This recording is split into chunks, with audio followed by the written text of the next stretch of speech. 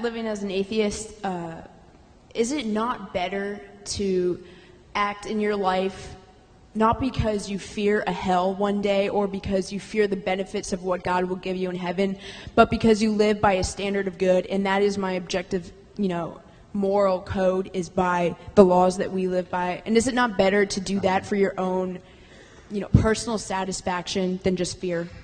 Well, now notice what the question was. Is it better?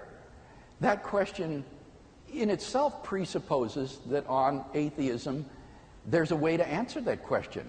And my argument is that on atheism, that sort of a value question is meaningless. On atheism, no, it's not better, because there is no right and wrong. There's no good and evil. It might be more pleasing to you, but for somebody else, they might want to be Muslim instead and be motivated by fear of hell and so forth. And how can you say that he's wrong and that you're right on atheism?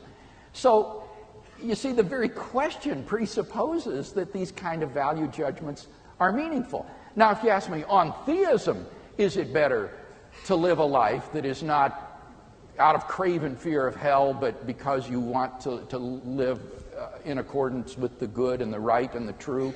I would say absolutely it is. I would absolutely agree, especially on Christian theism, that someone who lives his life morally out of a sort of morbid fear of hell doesn't understand the Christian God. He doesn't understand God's love, doesn't understand what it is to know God, and doesn't understand the purpose of human existence, which is the knowledge of God. So don't caricature Christianity as being this sort of life that is motivated by fear of hell. I don't live that way, and I don't think I know any other Christian who lives that way.